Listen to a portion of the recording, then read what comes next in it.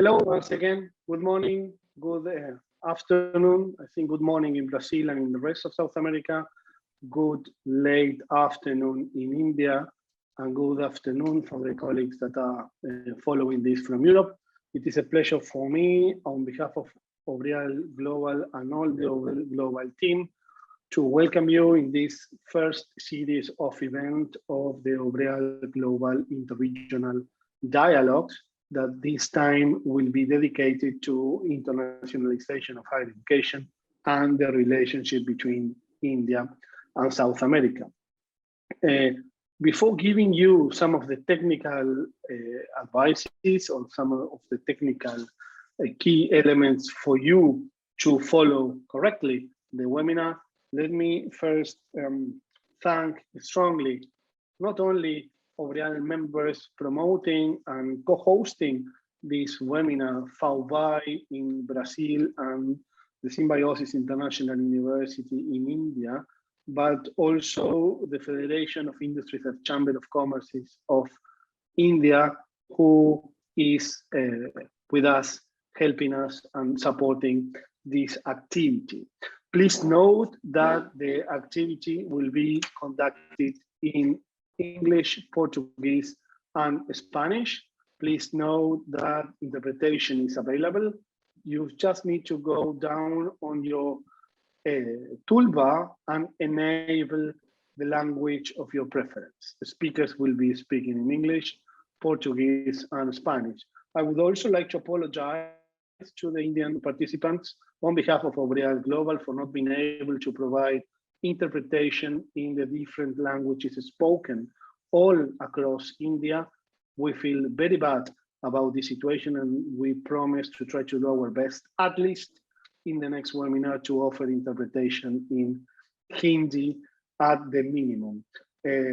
Once you see the number of speakers of Hindi against the numbers of speakers of any of the European language, one understands the importance of Hindi, not to say of any of the other beautiful languages spoken all across the different states composing the Republic of India. Without further delay, I'm thanking once again René Sigman from FAUBAI and Anita Patankar from SIU for all the support. I am honored to welcome you all and to pass the floor to OPRA Global's Vice President, Kiram Gopakumar, to officially open the first part of this webinar, bringing together India and South America. Thank you very much. Thank you very much, Dr. Nicholas Patrici. Thank you very much for all the coordination that you've been doing for the past many months to get this meeting on. Good morning, good evening, namaskar. Very warm welcome to all the distinguished guests, panelists, and all of you who have joined us from various parts of the world. As we are all aware, at OPRA Global, we have launched a new series of inter-regional dialogues. The first edition, dedicated to India and South America cooperation in higher education, has been launched in collaboration with our OPRA Global members, FAUBAI from Brazil, the Brazilian Association for International Education, and Symbiosis International University from India, with the support of the higher education section of FICCI, the Federation of Indian Chambers of Industry and Commerce. The aim is to connect partners and members in different continents to explore themes of common and emerging interest in higher education and internationalization, and to arrive at an inter-regional perspective. Thus, the series is distinct in that it proposes a truly inter-regional dialogue based on current topics of interest involving universities, governments, and experts from India and South America. The objective is to establish new bridges between regions and continents that surpass the traditional cooperation patterns. The COVID-19 pandemic has no doubt adversely affected every part of the world. It has also reminded us about the need for more and more collaborations, and has also given rise to opportunities for interactions that are not constrained by dimensions of space and or time. The various technologies that we use today, including the one that we are using now, as well as the hybrid and flexible approach, referred to as HyFlex, have the potential to make inter-regional dialogues more effective and sustainable. Connecting regions from the global south and organizing these dialogues is not only important from a political and social perspective, but also very timely given the aspirations of India and Indian universities and other higher education institutions to promote internationalization.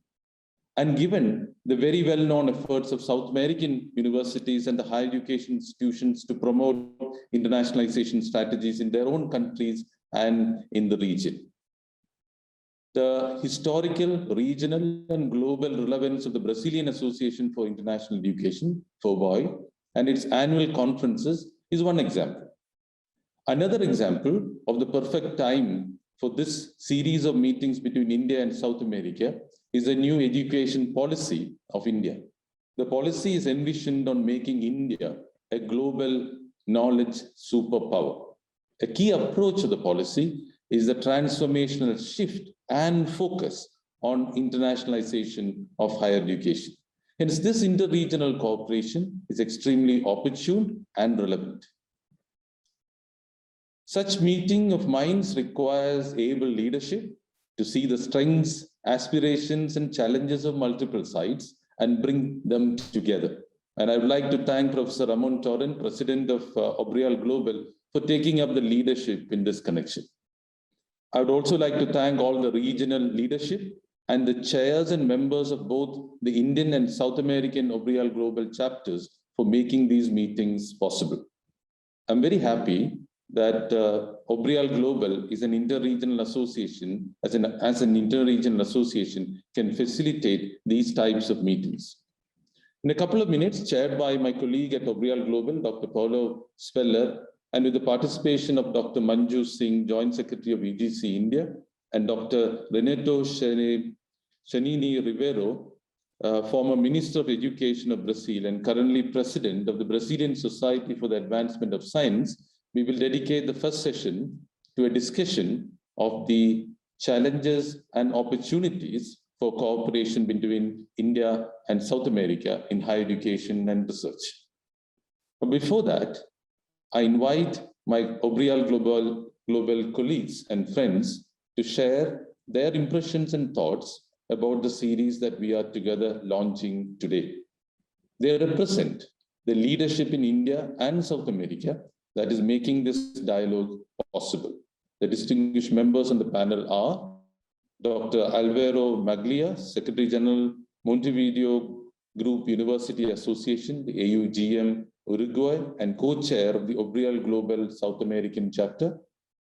Dr. Oscar Dominguez, Executive Director of the Association of Colombian Universities, ASCON, and co-chair of the OPRA Global South American chapter.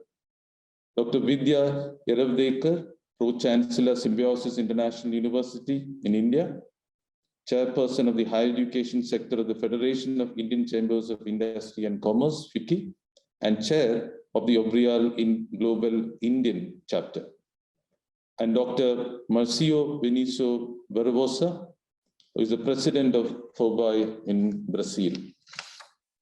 I now move over to the distinguished panel members.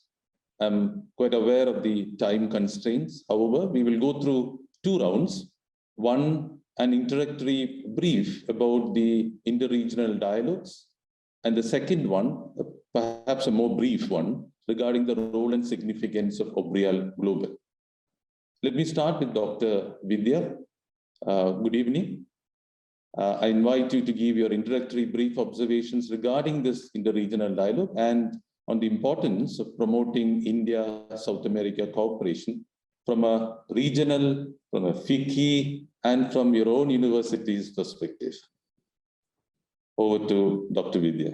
Yeah, thank you, Dr. Kiran. And I'm very happy to see all my friends from India as well as South America and of course other parts of Europe, Spain specifically, here in front of me. It gives me great pleasure to interact at this wonderful interregional dialogue that OPRA Global has convened. The OPRA Global India chapter that I represent has been very active since its inception in India. And I'm very happy that we have done a lot of events together with OPRA Global and other networks in other parts of the country. And I'm also happy that today we are discussing a very important topic of interregional dialogues and collaborations between India and South America. I think India and South America have had close relationships mainly in the business and trade, but not so much in education. Probably the most important reason is the distance, and I'm very happy that OPRA Global has tried to bridge this distance and bring us closer. For us in India to take a flight to any country in South America is something that we all shudder. But now we know that through the OPRA Global Network, we are certainly going to come much closer. I think more importantly than us as academia, there is a need to bring students closer to each other. In India, we don't know much about South America, about the higher education system there. And nor do South American students come to India to know about the Indian education system there. Culturally, I find so much similarity between countries in South America and of course different states in India. And I think through such interregional dialogues is not just about academia, teaching and learning and research and students and faculty that will come together, but I propose more importantly, it is the diversity and the cultures that will come together, which is more important in today's time. The pandemic has taught all of us so much, and I think the most important lesson that we all have learned out of this pandemic is collaboration and interregional cooperation. And I think this interregional dialogue between India and South America is a reflection of what the pandemic has taught us. I'm also very happy that from India we have the highest level of representation today. Dr. Manju Singh, my colleague and friend from the University Grants Commission. The University Grants Commission is the highest governing body of the Ministry of Education, which governs more than 1,000 universities and more than 50,000 colleges in India. You all are aware that the Indian higher education system is the second largest higher education system in the world. And I'm so glad that Dr. Manju Singh herself, who handles internationalization of higher education, is going to speak in today's session. It is also against the backdrop of the new national education policy that was rolled out by the Indian government last year on the 29th of July 2020. And we see a sea change in the higher education system in India. And we also look at internationalization coming to the forefront, which was never ever discussed before. And I'm so happy that this interregional dialogue is happening against the backdrop of the national education policy, where Indian universities are also looking forward to partnerships from different parts of the world. And this interregional dialogue is going to bring in the South-South-North cooperation, which is again very critical. Indian universities always looked at more of a South-North cooperation. So whenever we spoke about collaborations, there were collaborations with European universities or American universities. We never looked at our counterparts in the South. And I'm so happy that OPRA Global has taken a lead in developing these South-South-North cooperations, because these are very, very important, because we need to see what's happening in countries which are so similar to ours, and how do we shape up lives of young men and women who come to our colleges and universities in a manner that we can bring them together so that they eventually become global citizens. We have these interregional dialogues spread out over the next 3 months. I'm also very happy that we are not just going to discuss policy matters, but we are going to also discuss institutional matters, academic matters, and also joint research. I'm very sure that by the end of the 3 months, we will come up with a very strong policy paper on this interregional dialogue between India and South America. And OPRA Global India chapter will certainly take a lead to reach out to our South American counterparts and see that more stronger collaborations develop between universities from these different parts, and also more stronger collaborations where students can actually be mobile. Hopefully within the next 6 months to 1 year, we will see a strong mobility of students across the borders. So I welcome all of you once again, and I also thank Dr. Manju Singh for accepting our invitation to speak at the inaugural session. Thank you. Thank you very much, Dr. Vidya. We've talked about not only in terms of the reasons for the inter-regional dialogue, but also the context in which India is now poised for the internationalization efforts as part of the new education policy, but also the Atmanirbhar program of the Prime Minister, which lays emphasis on India not being a passive recipient, but being engaged globally in terms of exchanges of all kinds. So this is the right context for these interactions to happen. And thank you very much for your introductory observations, but also thank you for leading the activities in India. Thank you. Now, good morning, Dr. Masio Vinicio Barbosa. Can you please provide your brief introductory remarks regarding this interregional dialogue and the possibility of the South-South-North cooperation? Thank you, Dr. Gopal. Bom dia a todos os que compõem essa mesa de abertura e a todos que atendem ao convite para este webinário. É uma honra para a FAUBAI, Associação Brasileira de Educação Internacional, que reúne mais de 200 universidades, participar deste evento. Good morning, everybody. I would like to say that it's a pleasure for me to talk on behalf of FAUBAI. FAUBAI gathers over 200 universities in Brazil and tries to have an interregional dialogue in Latin America. We have several networks with other countries in Latin America. And in this regard, we participate in the initiative for the internationalization of higher education in Latin America. This includes 6 countries. And this proposal of an interregional dialogue with India is very timely. As OPRA has proposed, and in collaboration with FAUBAI, this interregional dialogue seeks to bring together 2 regions that have common interests in terms of the history of colonizations that they have had, and taking into consideration the issues faced or caused by that occur in the world right now. And we know that we have population issues and health issues, and we need to offer innovative solutions. But another important characteristic of these regions has to do with the development of research poles, not only in the local context, but also taking into consideration the international scientific community. It's important that these interregional dialogues focus on research in order to strengthen this perspective of science. I would like to thank all the panelists who have joined us today. We have Janine Rivera and Norman. And FAUBAI, I would like to thank you for representing the Brazilian science community in these difficult times. I hope that this international dialogue promotes scientific cooperation between both regions. Thank you. Thank you very much, Dr. Masio. As I mentioned in my initial observations, one of the examples that is giving us encouragement and motivating us to go forward is the annual conferences that you've been conducting very successfully over many years.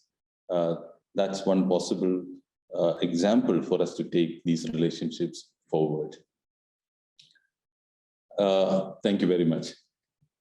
And good morning, Dr. Alvaro Maglia. We now look forward to your brief introductory observations regarding these interregional dialogues and on the importance of promoting India-South American cooperation from a regional as well as from your own university association perspective.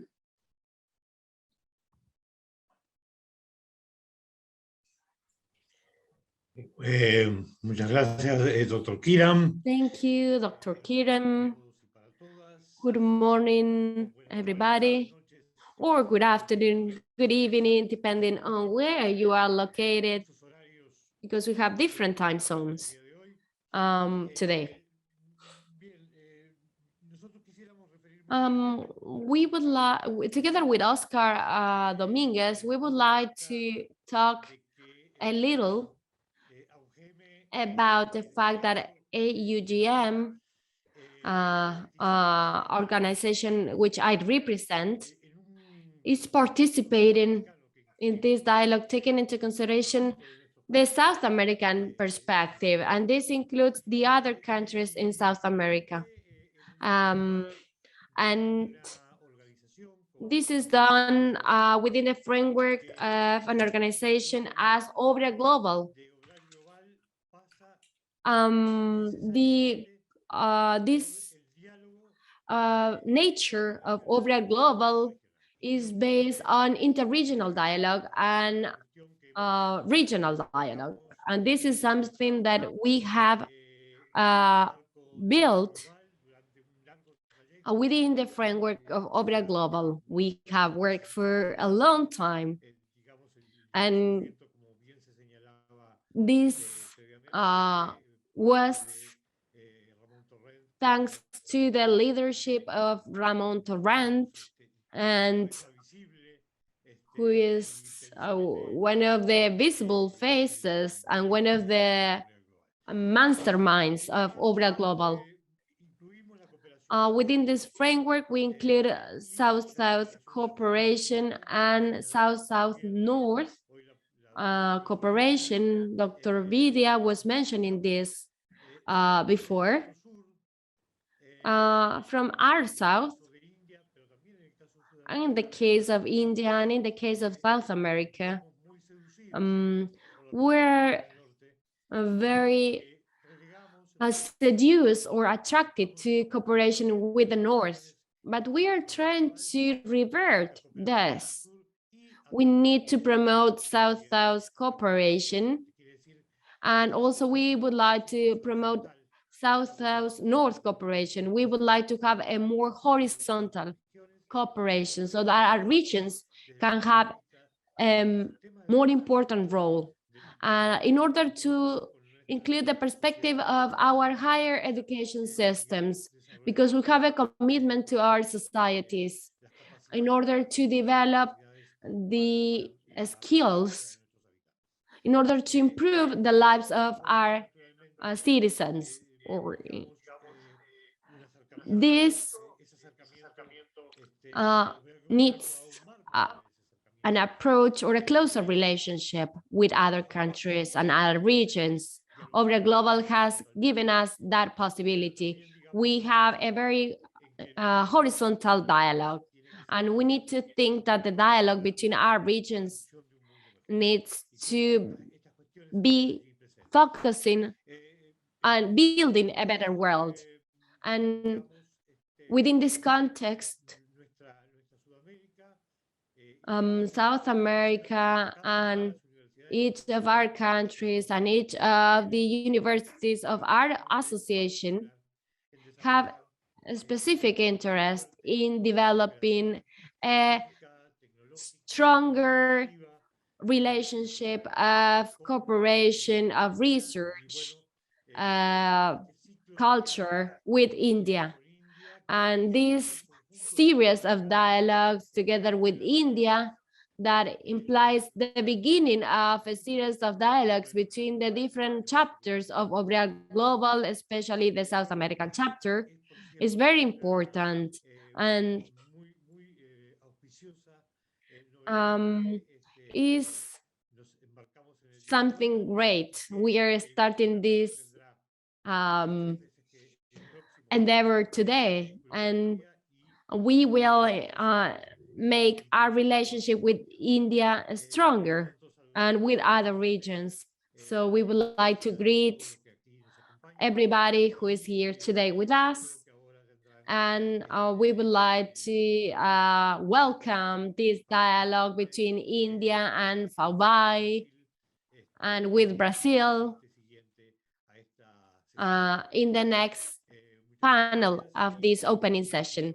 Thank you, and we will be sharing with you, with Oscar, this perspective and what South America expects of this regional dialogue with India. Thank you very much, Dr. Alvaro. I mean, for pointing out the possibilities, but also discussing about the role and the significance of OPRA Global in fostering such regional dialogues and partnerships. So thank you very much. I now turn to Dr. Oscar Dominguez. Good morning. We are keen to know your brief introductory observations regarding these interregional dialogues and on the importance of promoting India-South America cooperation from a regional, as well as from your own university association perspective, as well as from the OPRA Global perspective. Over to you, Dr. Oscar. Gracias, Dr. Kiram. Un saludo fraterno. Thank you so much, Dr. Kiram. Greetings to all of you, and special to you, to Dr. Vidya, Dr. Marcio. Thank you so much. As always, it is a pleasure, Dr. Alvaro, to be sharing this meeting with you, together with the same responsibility that we're all sharing, and that allows us to share our enthusiasm in this South American chapter. With your experience and with your guidance, I think that we're going to be able to conduct the task that we have ahead. Dr. Kiram, I would like to start by saying that the context of the work that we had been developing in the past focused on cooperating and building upon what has already been built that has enabled us, by means of OPRA Global, to create the South American chapter, as well as the rest of the chapters of OPRA. So the words of Dr. Vidya have identified a line of thought where we've been able to start, by means of the initiative of OPRA Global, to reach these efforts. Together with Ramon Torren and the whole team of OPRA, that has made it possible for us to shape a new way to reinvent, what OPRA is suggesting to us. Same thing as happens with the chapters, and mainly in the South American chapter, we've been trying to define what we're doing in order to continue building to the future.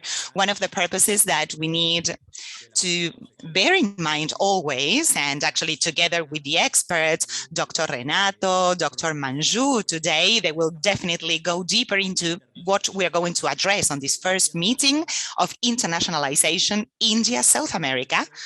We need to focus on this effort of thinking on three different aspects. On the one hand, resignification of higher education for our countries, understanding that that's the main drive to change our political, economic realities, the possibility that we have by means of research to help in this regard.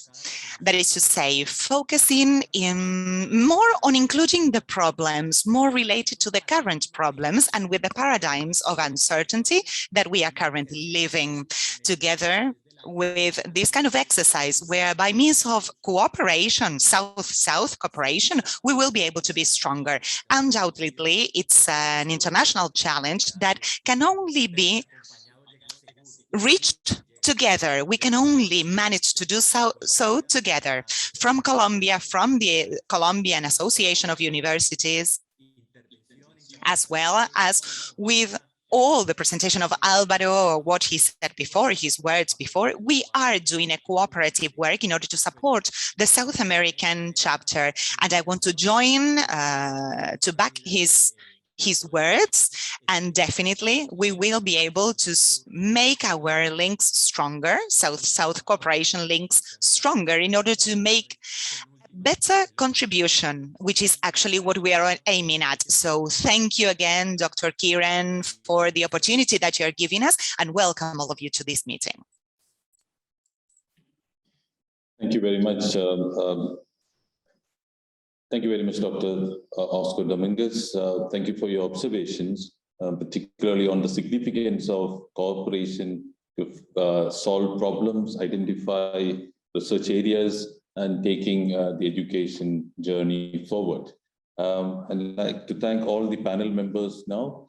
The introductory remarks are very encouraging for these inter-regional dialogues, starting with Dr. Vidya, who talked about not just education and research, but the possibilities of cultures to meet together. And the pandemic has given us enough reasons to think about collaborating more and more, and how in the current situation we are able to meet and have interactions. And moving forward, we have heard Dr. Marcio talk about how the Brazilian experience of interacting with other regions and how it is possible for these kind of interactions to help both regions prosper, not just in terms of higher education, but also from an economic and social perspective. Dr. Alvaro talked about, in the similar lines, and used the word building a better world. And that sums up perhaps what cooperations are all about. And Dr. Oscar giving that focus on how such interactions are important from the point of view of regional development and learning from each other. Cutting across, we also found the significance of OPRA Global in terms of bringing people together and identifying how the regions can cooperate well. And I think it is these networks, the leadership and the coordination, which is very important for all of us to work. But I'd like to thank these leaders who have taken the responsibility of bringing the aspirations of the regions together. I'd like to thank all the panelists for all their observations. They are going to lead these sessions forward. And I'd like to once again thank all of you for your brilliant and wonderful preliminary observations. We now move on. May I now invite Dr. Paulo Speller to chair the next session. Thank you all very much. And I request the current panelists to switch off the screen so that the next panel can take over. Thank you very much.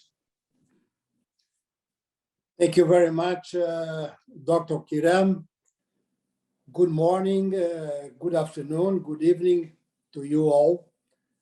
I'm talking to you from Barcelona right now, but we're linked all over the world in this extraordinary attempt to link South-South North universities and institutions in order to build up a new relationship, especially in the case of Indian universities and institutes in South America, Latin America, but especially South American universities and higher education institutions. Welcome, Dr. Manju Singh. I'm very pleased to see that you are already online. Welcome, Dr. Renato Ribeiro, good friend, who I have not seen for a very long time now. It's nice to see you on the screen right now. Dr. Manju Singh is responsible for the University Grants Commission at the Department of Higher Education at the Ministry of Education of India. And in this sense, she is aware and she is responsible for a very important program and different actions and initiatives from the Indian government as far as higher education in that country is concerned, but also as far as the international relations of Indian universities are concerned, which is precisely our main concern today. Sorry. Dr. Renato Ribeiro was the Minister of Education of Brazil once, and before that, he was also responsible for the Federal Agency of Graduate Studies in Brazil, CAPES, and he is also a full professor at the University of São Paulo in the Department of Philosophy and Political Science. And now, very recently, he was elected the new president of the society, the Brazilian Society for the Advancement of Science, SBPC, as the Brazilian initials. Sociedade Brasileira para o Progresso da Ciência. So we have two main players in the area of higher education and who can contribute enormously for this discussion that we're going to have right now on the relations between or among universities in India and in Latin America, especially in South America, with a focus on Brazil. And I'd like to ask Dr. Singh, what is the relevance, what is the importance, why are we discussing right now such an ambitious initiative, which is to establish inter-regional relations amongst our universities, especially in the case of India, a huge country with many universities, many institutes of higher education, far away geographically, but with an enormous potential to cooperate, to work together with Latin American universities. Please, Dr. Singh, the floor is yours. Thank you, Team OPRA Global, distinguished delegates, ladies and gentlemen connected from across the world. Buono dia, buono tarde, hola, a warm evening to all of you. At the outset, let me thank OPRA Global for giving me this opportunity to be a part of this North-South dialogue and India-South America cooperation in higher education. I also commend OPRA Global for promoting dialogue and synergies between governmental, academic, and social sectors and creating bridges for enhanced development in higher education. Friends, amigos, we are close to 2 years into the pandemic. It is evident that the decades of progress are threatened and sustainable development goals the world has set for itself are now looking distant at the moment. As we approach a post-pandemic reality and recovery, global partnerships, regional cooperation is essential to break the cycle of poverty, instability, and inequalities and strive towards achieving the sustainable development goals. Sine qua non for this is, we must focus on education, quality education, affordable quality education, equitable access to affordable and quality education.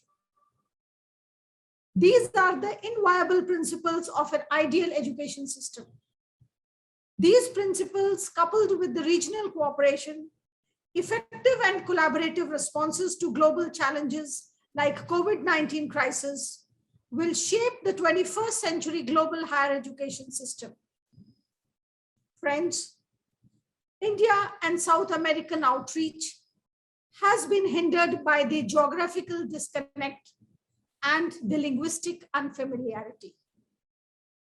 Historical exchanges were also limited.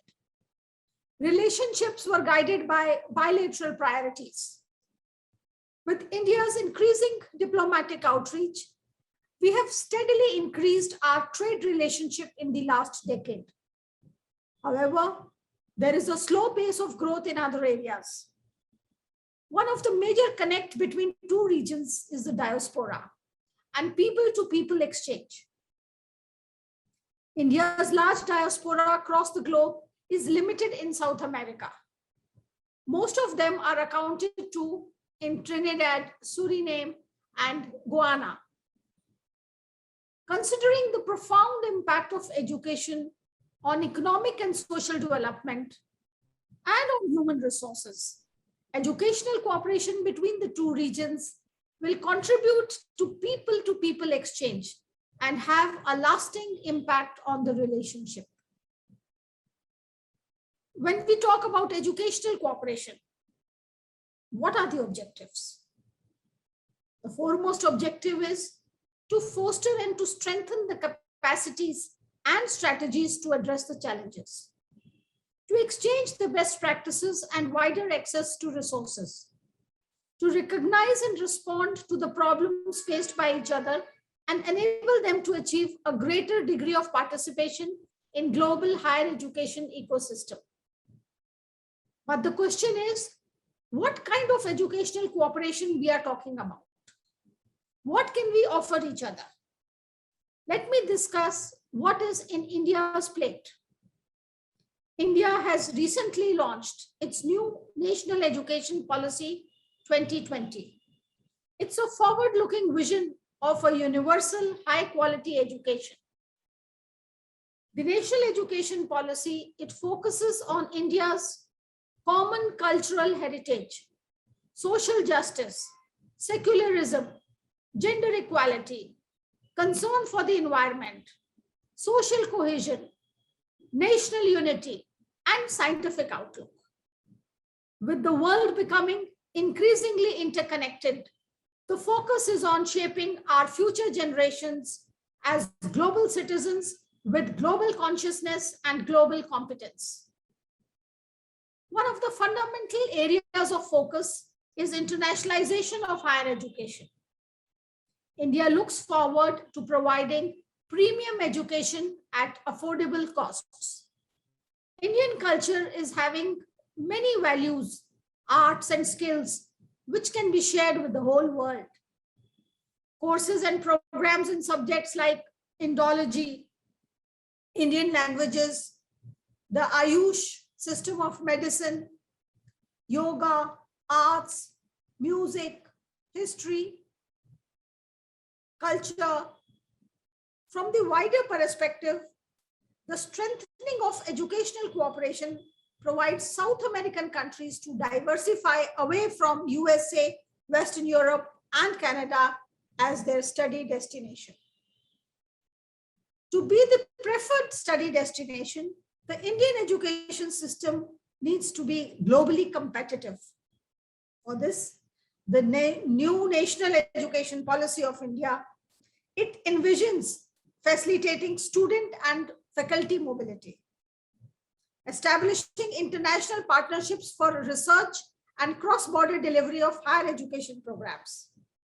Just recently, the Honorable Prime Minister of India, Narendra Modi, released the guidelines for internationalization of higher education. There are many possible areas of cooperation. Foreign institutions can collaborate with India to set up advanced centers of learning in the existing Indian institutions. Foreign institutions may collaborate to support joint research projects in areas of mutual interest. These guidelines have provided for twinning programs between Indian and foreign institutions. Regulatory framework on guidelines on joint and dual degree are also on the anvil. There can be collaboration in new curriculum and pedagogy and joint academic conclave with the participation of universities. These are some areas, and there can be some other areas of cooperation as well. But the bottom line is sustainable cooperation. Sustainable cooperation based on reciprocity and commitment to the common global challenges. Friends, amigos, India is engaged with Brazil in a number of areas through BRICS. The BRICS Academic Forum has proved to be a platform for deliberations and discussions among the leading academic institutions of both India and South America, especially Brazil. This can provide a roadmap for India-South America cooperation in the field of education. Here, cultural approximation is essential to appreciate each other's realities. For example, students of Spanish in India are growing in number, but consciousness of Latin American culture and conditions is still missing. This consciousness on both the sides will lead to academic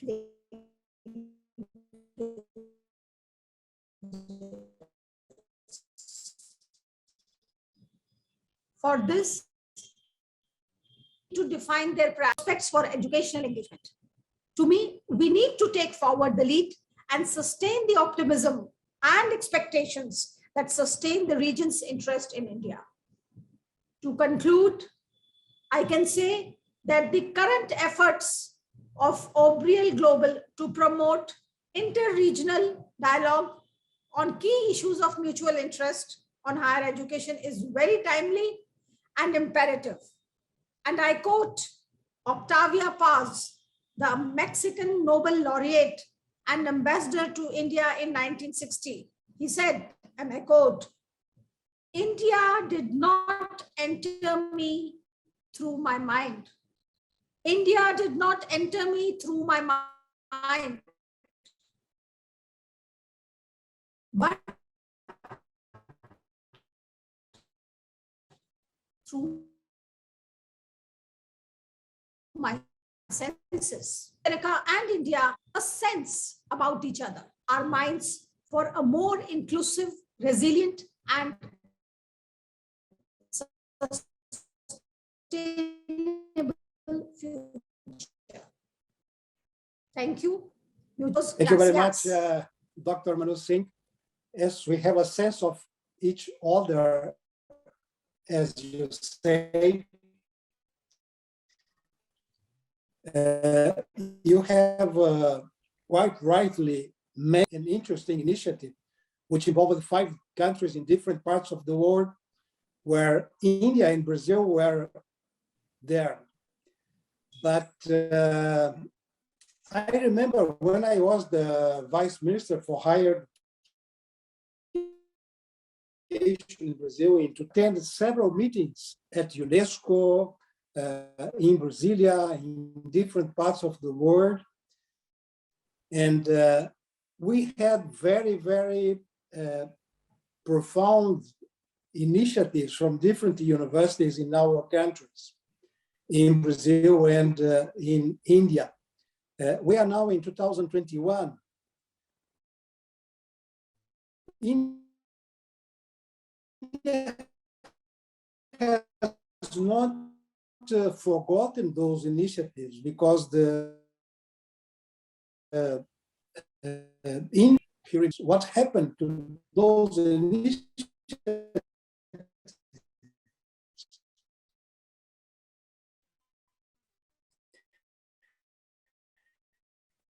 And he was soon followed by the Indian ambassador in Buenos Aires, in Argentina, to foster options.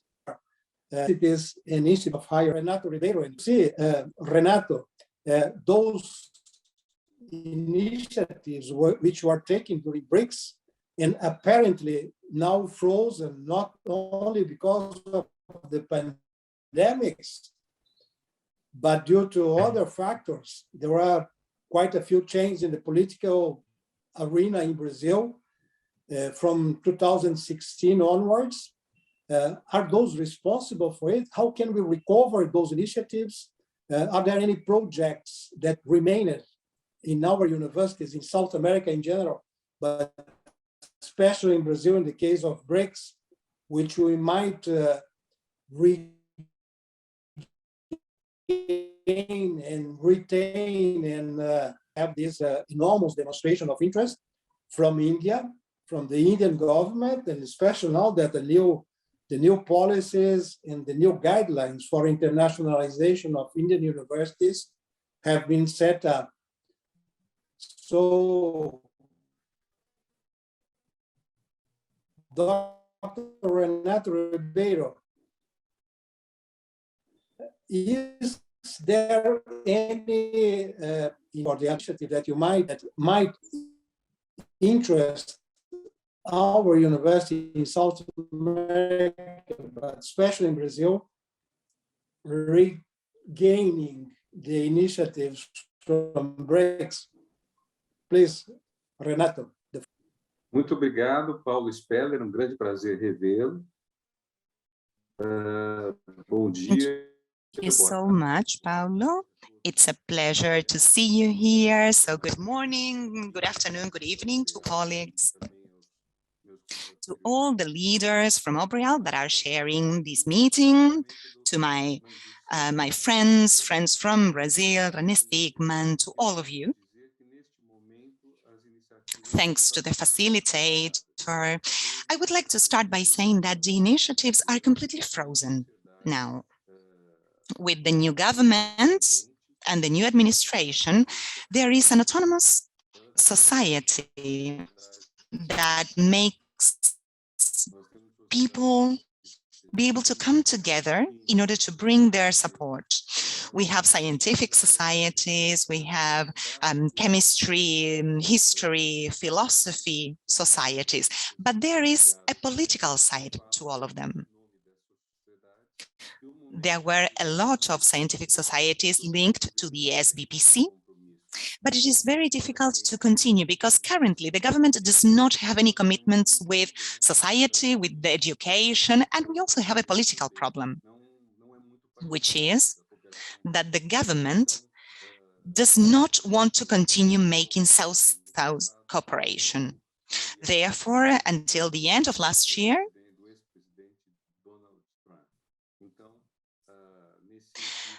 we used to be allies of former President Donald Trump, and that's why I continue saying that there is a lot to conquer still in terms of fostering what the BRICS implied in the past.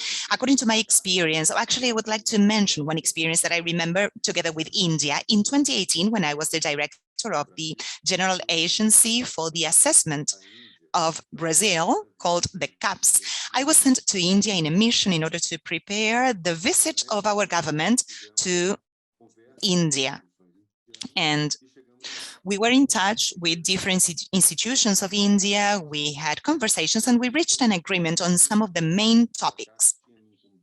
The interesting part of all these topics was that the president of the CAPS wanted to prioritize biotechnology and nanotechnology in different scientific areas.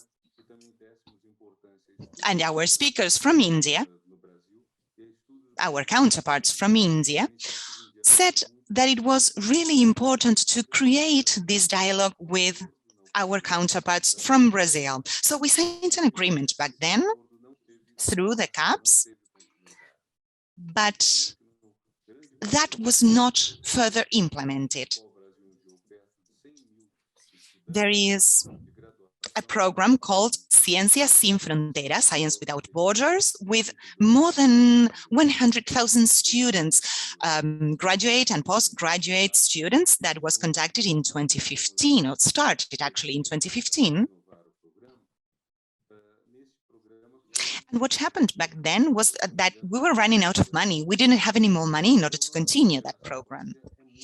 Therefore, our cooperation with India remained much lower than what it used to be. Back in 2011, I was part of a meeting between Brazil and India that took place in the University of Sao Paulo.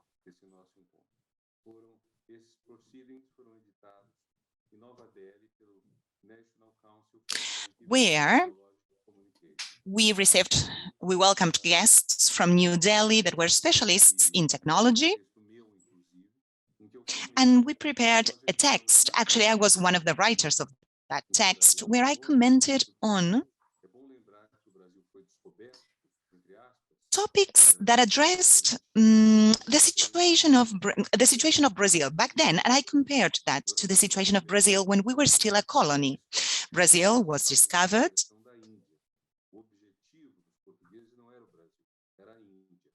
when there was a trip from Portugal, the Portuguese group that were traveling, trying to reach India, and instead they arrived at Brazil. That trip was conducted with big boats, sailboats, and many of those boats arrived in Brazil instead of arriving in India. It is important to remind everyone that by the end of the 18th century, there was a revolt in Brazil, in particular in Minas Gerais, and there are historical notions and events that took place back then, and that nowadays still remain. You know that getting to India, for us to get to India, we need to go through Europe. And that's why it is so important to point out that, first of all, we are talking about two countries that still have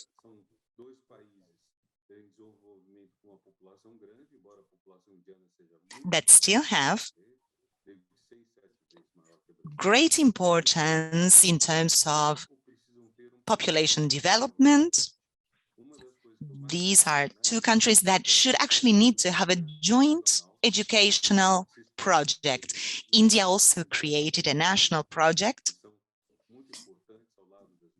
together with the Indian technology institutes that are very important, very much developed and very much related as well to the universities in order to foster the technological development of the country. In Brazil, they tried during the period between 2013 and 2015 to develop a national project. However, that project ended up being hindered by the political crisis that took place after 2016. It is essential that Brazil, having points in common with India from an economic point of view, we are emerging countries, we are developing countries with great talent. We are countries with a great scientific community. And our scientific community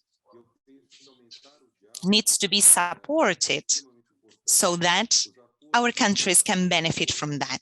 We need to foster dialogue, we need to foster, the agreements that were signed with India need to be strengthened. We need to create a continuous line of communication between our academic areas, scientific areas, technological areas. And that's why the presence of India in Brazil is, even from a philosophical point of view, it's philosophical, it's cultural. The amount of Brazilian citizens that admire the Indian culture. There are so many people. Some Brazilians are even following following the Indian religions and practicing them here in many cities of Brazil.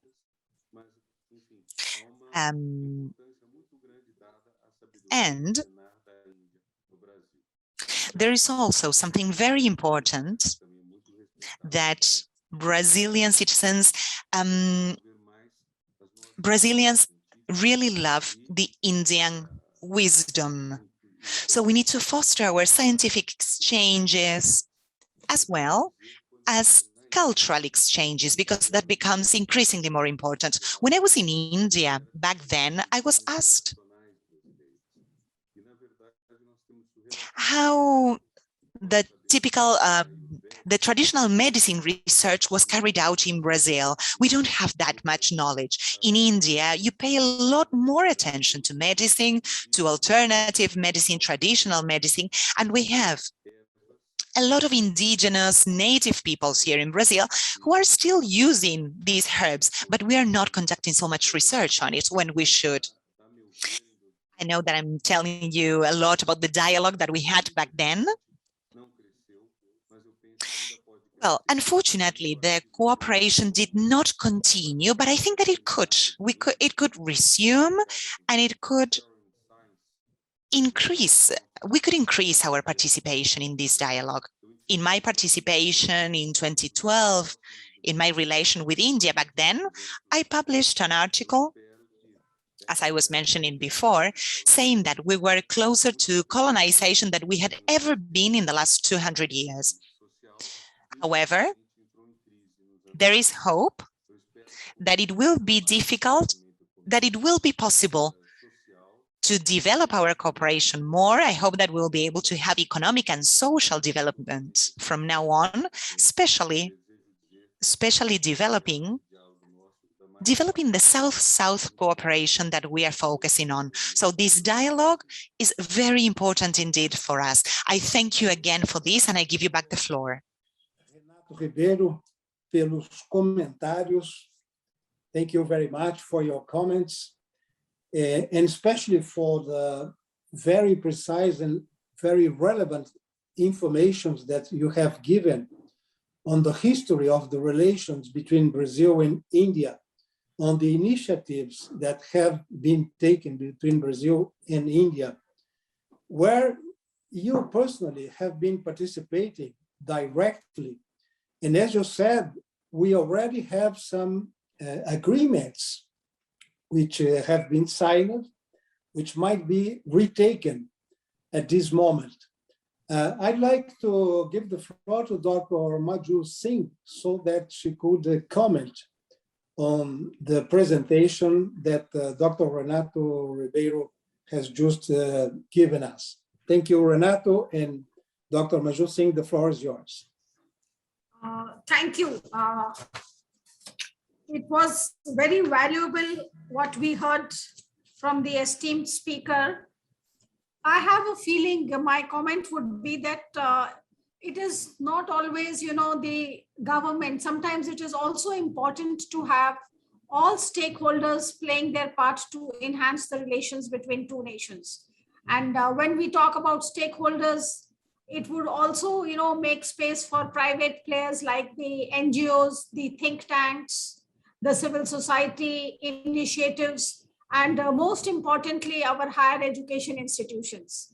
States and non-state actors need to come together to create a sustainable impact on our bilateral relationships. And diaspora engagements in the two regions may also be considered by different ways and means, to bring about good relations between the two nations. Thank you. Thank you, Dr. Manjot Singh. I'd like to comment on a very recent initiative from OPRA Global on the South American chapter that might be relevant to our discussion here. Maybe Alvaro Malia and our colleague from Colombia might comment, Oscar Dominguez, because we are trying to build up, actually we are building up a project at OPRA Global on the South American chapter aimed at establishing a collaboration, a virtual collaboration amongst different South American universities in 6 different countries, using Portuguese and Spanish as the language of communication, whereby students from any of those universities involved might take advantage of different activities in different universities and being awarded the credits for his education in different careers, in different subjects.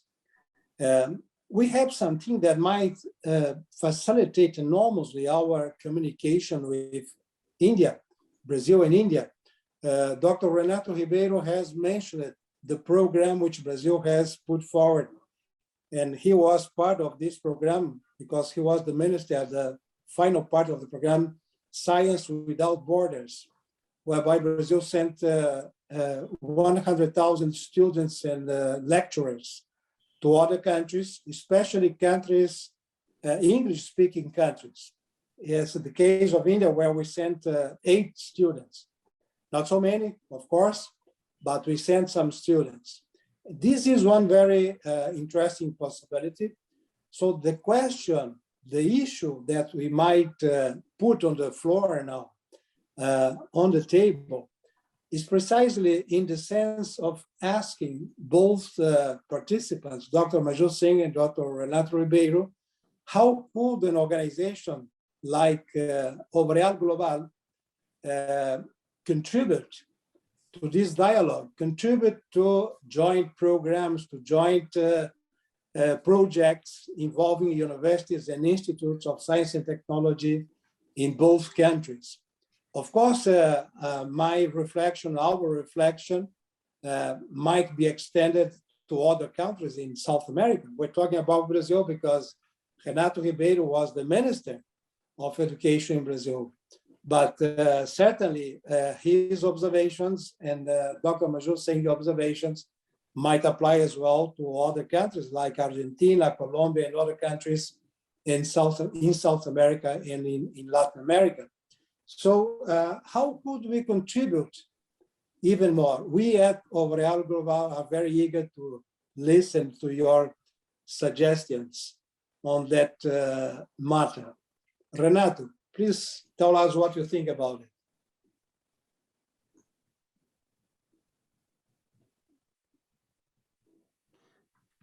penso que a prioridade terá que ser o financiamento público. I believe that priority should be public financing. We depend on state policies in order to implement cooperation. And that's why the state of Brazil should understand the relevance of cooperating with India, since India is a world power, and they have a huge scientific development. They have developed their own national projects since their independency, and they value their culture and their local values, and that's very important. As you could see in Marjo Cerque's work, this is something that we should highlight. It's important to cooperate or to collaborate with India, but that cannot happen if the state is not involved. And we need the financing of the Brazilian state. I also mentioned CAPS, that is the National Council of Technological Development. And again, we need to think about the role of OPRA, an organization that promotes how important cooperation is. We try to connect collaborators when there are common interests. I created some projects that were included in the negotiations of 2008 that were very important.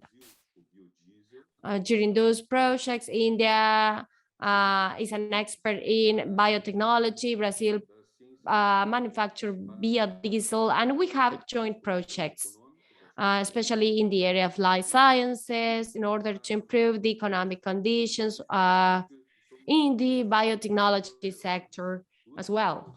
And since we have two powerful and very important cultures that are very different from European cultures, we need these cultures to know each other better.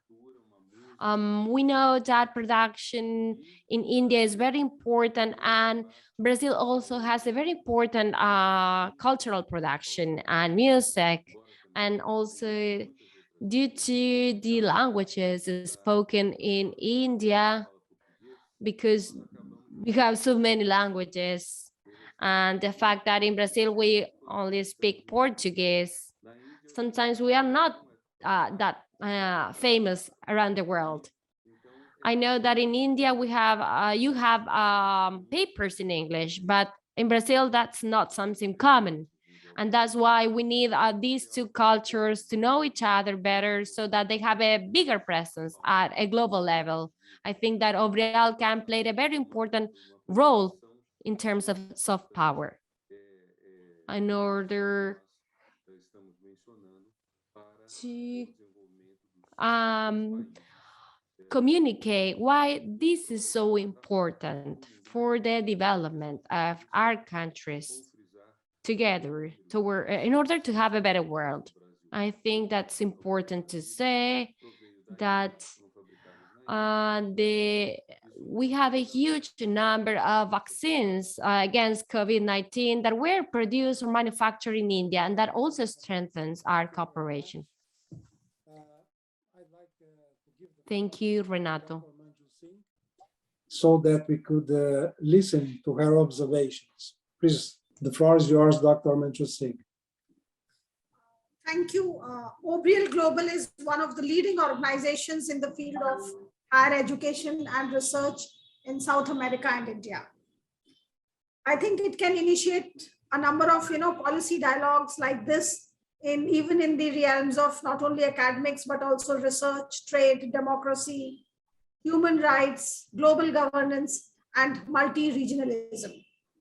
OPRA Global has the ability, the resources, the brains, and the means to facilitate the South-South-North cooperation to tackle the challenges faced by the two regions. It can offer innovation, inclusivity, diversity, sustainability to foster regional cooperation in matters related to higher education. OPRA Global can surely provide high-level key inputs to the policymakers belonging to the two regions.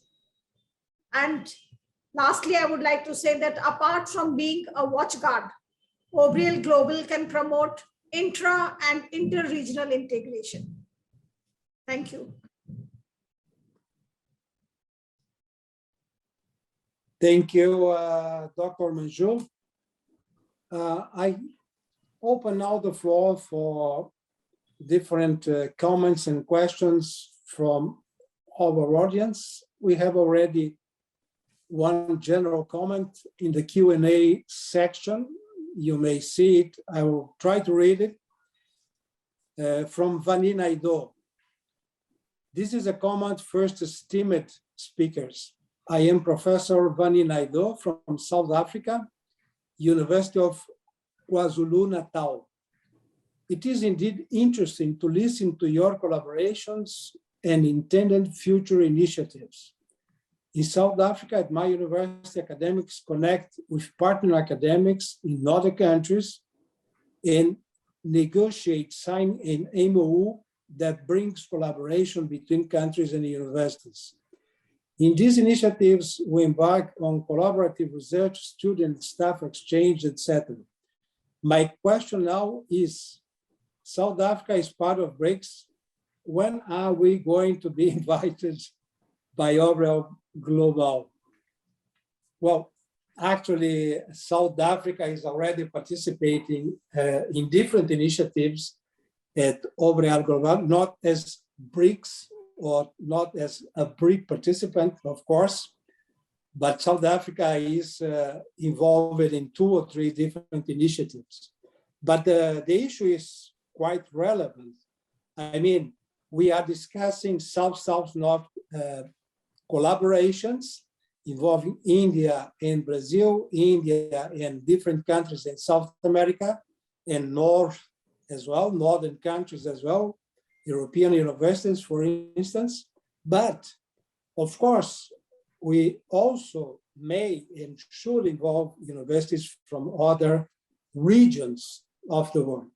And I'd like to comment on the next to be realized Conference of Higher Education, the World Conference on Higher Education that will be held in Barcelona in May next year. And I'd like to address our 2 participants, Dr. Singh and Dr. Ribeiro, on what do you think we might contribute in May next year in Barcelona during the UNESCO World Conference on Higher Education, on the collaboration, on the relation, on building up such relations which have been put forward here. We have different ways of increasing our relations. I'd like to stress what Dr. Renato Ribeiro just told us, just commented, that it is absolutely necessary to involve the governments of our countries. We need to take into account state policies, as India is doing right now. India is doing exactly that. Then that we should retake, we should regain some terrain that we have had for quite a few years, as Renato commented, during especially when Lula was the president and Dilma Rousseff. And Brazil might go into quite a few changes next year when we're going to have general elections. And of course, from 2023, we might have some changes in our policies. And I think the SBPC, the Brazilian Society for the Advancement of Science, will play a very important role, especially now that Dr. Renato Ribeiro is the president, with his experience in articulating different initiatives, different possibilities not only in Brazil, but also in establishing, in putting forward, in reinforcing the possibilities of relations with other countries, such as India, as we have been discussing here. And in this sense, I'd like to ask you, what do you think we should take to the World Conference on higher education next year, May next year, which will be promoted by UNESCO in Barcelona from 18th to the 20th of May next year? Renato, please.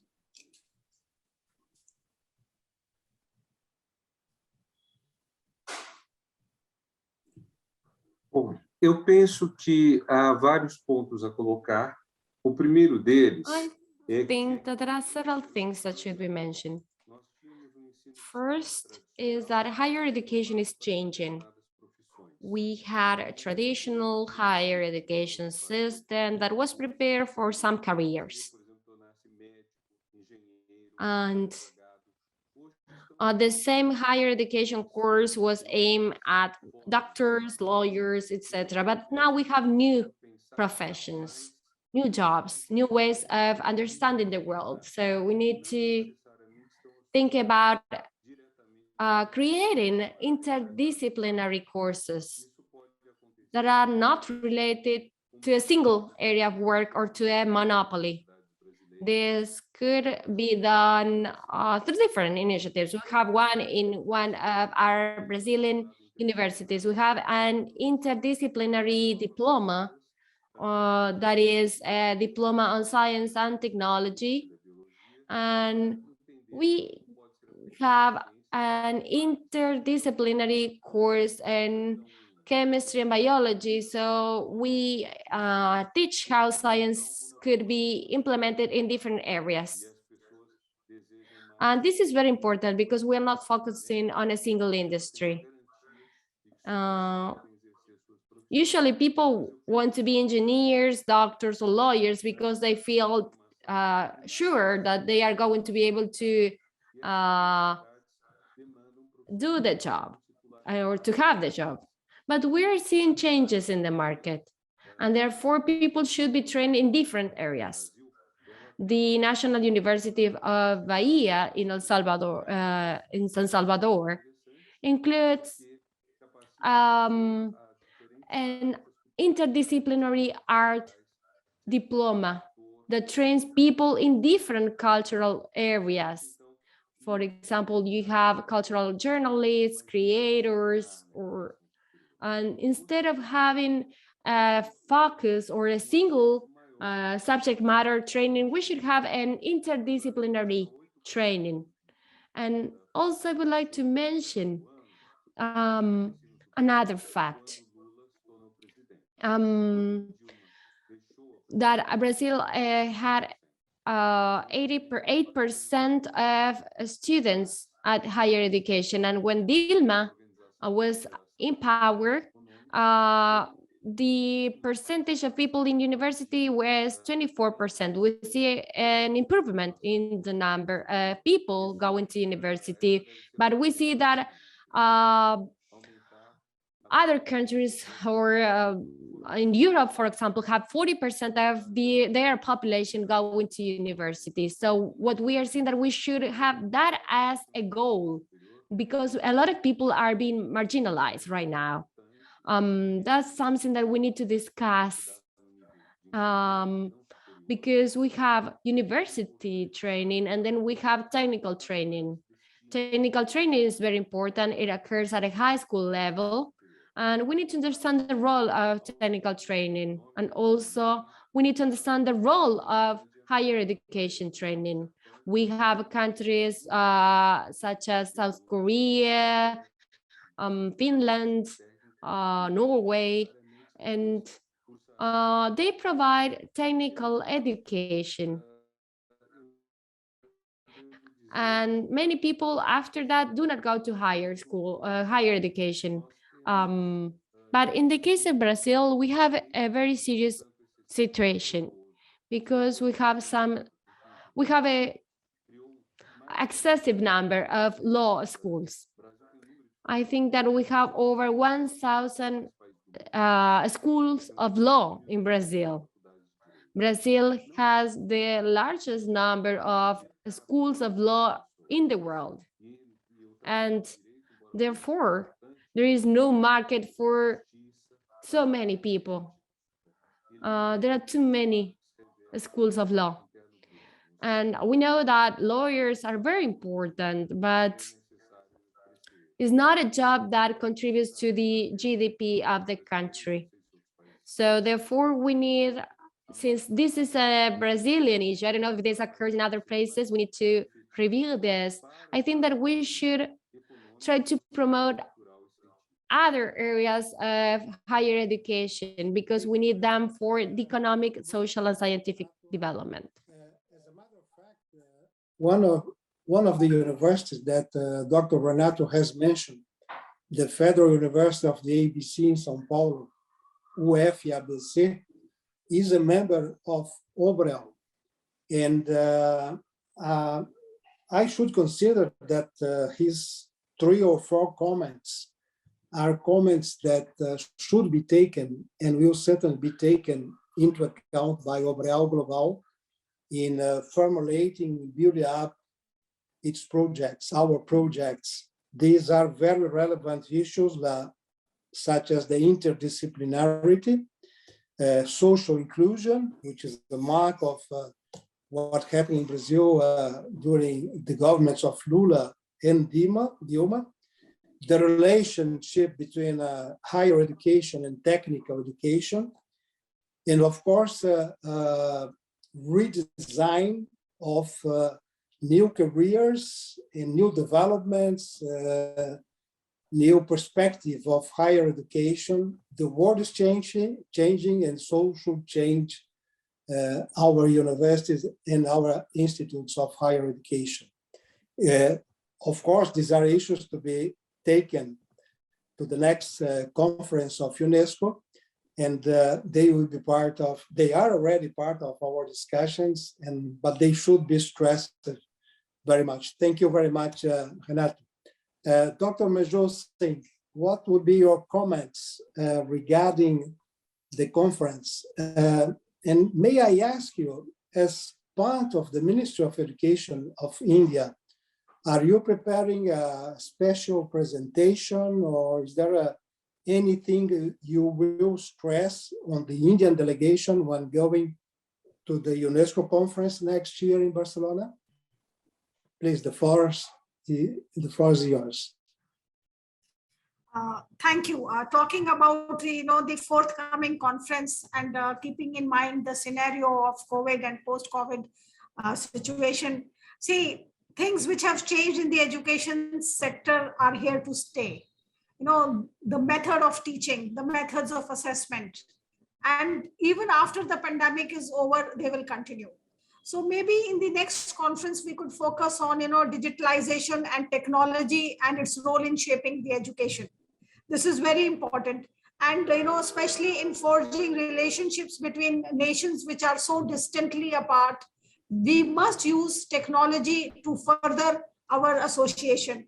And with the translation interpretation now, available, so it will be a long way in, using this technology to expand our course offerings, our experience, and our learning materials. And our new education policy also lays a lot of emphasis on this.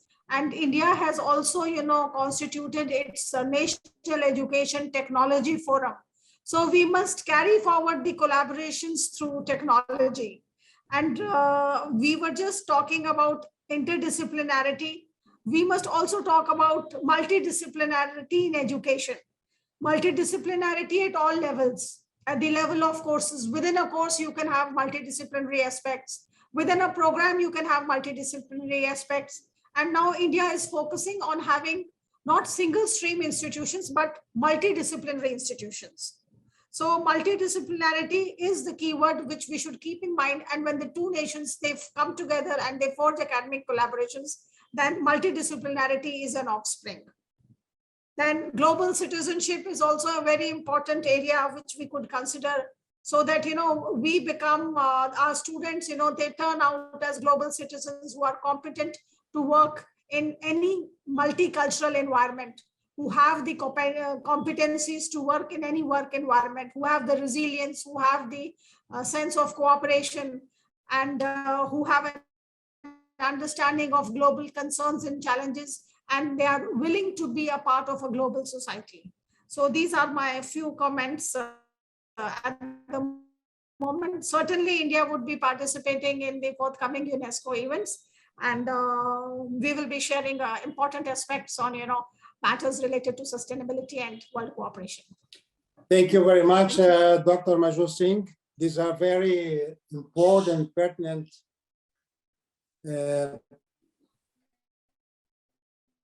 collaborations and issues to be taken to the conference into account in our future projects at OPRA Global. We are now coming to an end. We are short of time right now. So I'd like to give the floor for your final considerations, and thanking both of you for your contributions, for your comments, very important, and will be taken into account in our present and future initiatives. Looking forward for a strengthened relationship between our institutions, universities as well in Brazil,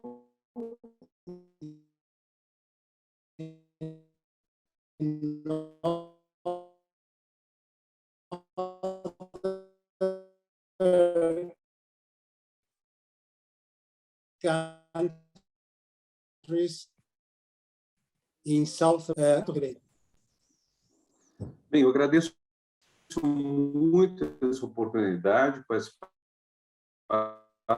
pela primeira vez de uma reunião da meeting in this OPRA meeting. I hope that we'll be able to have many other opportunities, and I would like to an entity doesn't speak on behalf of the government, but on behalf of the academic society, as well as the interests of Brazilians. That's why it is so important for us to be able to have international cooperation, mainly with countries that are facing a similar history than we have, because we were both colonized. Percentage of the global GDP, they were victims of a brutal colonization. So we are both countries with a tradition, a millenary tradition, that were harshly affected by colonialism. In the case of Brazil,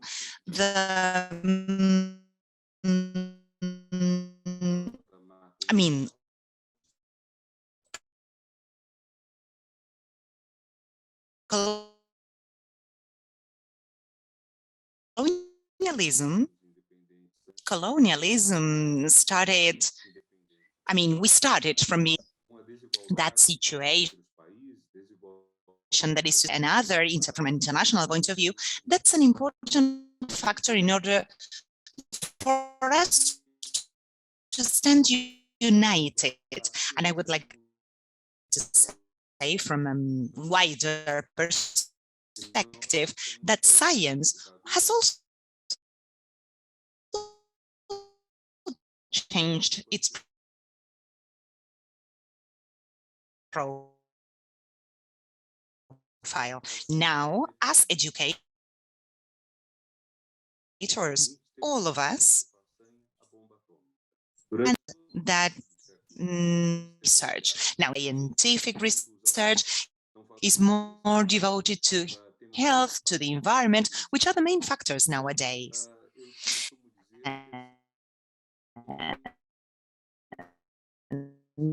That's what we are mainly focused on.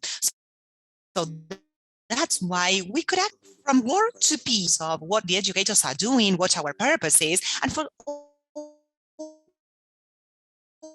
all those of higher education level, or mainly, which is the one that OPRA is working on. That means that for us, it is really important to value this kind of world cooperation among universities from different parts of the world, in the sense that it might strengthen the work towards peace in the world. At the end of After the Second World War, no country of the European Union was in war with another European Union country. It's important to point that out. And that's why the wars were focused on countries that were not part of the European Union. In other parts of the world, such as in Latin America, we had two smaller wars, invasion of other countries in our countries, that is to say Grenada, Cuba, and a very short war between Ecuador and Peru. But we didn't have many more wars. Other continents suffered more, Asia, Africa. It is still important to think about the construction of a world that might move towards peace, towards democracy, so that there will be greater justice and greater defense of human rights. It has been a pleasure to be here talking to all of you. May you now give the floor to Dr. Manju Singh to hear her final comments. Please, Manju. Thank you. I take this opportunity to thank OPRA Global for giving me this opportunity to talk on this forum. And the dialogues like this can be a great medium of communication to discuss, deliberate, and find solutions to common problems between India and South America. What hinders the strategic partnerships between the two regions? What are the impediments? What could be the possible solutions which could be delivered through such free and open dialogues? And India would like to further extend its cooperation, starting with the field of education. I look forward to more meaningful engagements with you in the near future as well. Thank you so much. Thank you very much, very much, Manju and Renato, for your excellent presentations and comments, and so many possibilities that have been put forward that we will take into account in our projects, in our initiatives, with your participation, of course. Both the Ministry of Education from India, SBPC in Brazil, and also our partners. May I just comment very briefly and thank our partners in this initiative. Thank you very much, Dr. Vidya from Symbiosis University, for your participation, for your partnership in this initiative. Thank you very much, FAUBAI, which puts together about more than 200 Brazilian universities. As a matter of fact, Marcio told us, and I'd like to stress that next year, in April next year, we're going to have the General Conference of FAUBAI in Sao Paulo in April, and that might be an excellent opportunity to have the presence of India institutions, universities, institutes, and the Ministry of Education, of course, where we could discuss more on the projects, more on the initiatives that we are putting forward at this moment. So in April, we might have some more concrete results that we might discuss with the presence of SBPC as well, of course. We'll be in Sao Paulo. That's where Renato Ribeiro is at the University of Sao Paulo, and SBPC, although SBPC is a national organization, but again, and we'll be there after the World Conference on Higher Education organized by UNESCO at the beginning of May. No, just before the World Conference of UNESCO, which will be in May. So it'll be an excellent opportunity where we can also discuss our participation from different countries, such as Brazil and India, from our delegations. We don't know yet how it will be specified, how to be established, set up the criteria for participation besides the governmental delegations at the General Conference of UNESCO. But anyway, that was just a comment on the conference of FALBI next year, April next year in São Paulo. Thank you very much also Ascun from Colombia. Thank you, Oscar. Thank you, Álvaro Malha from Grupo Montevideo for your partnership and your participation in this webinar. And thank you very much, Ramon Torrent. Thank you very much, Dr. Kiram, who is our general coordinator of this series of webinars that we are inaugurating today. So thank you very much, all the audience. Thank you very much, all of you. Thank you very much, Major Singh. Thank you very much, Renato Ribeiro.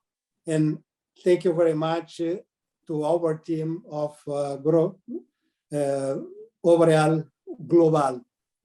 So we see you next time for our next webinar. We still have 3 more webinars, so we have the opportunity to continue this discussion in next webinars. Thank you very much, all of you.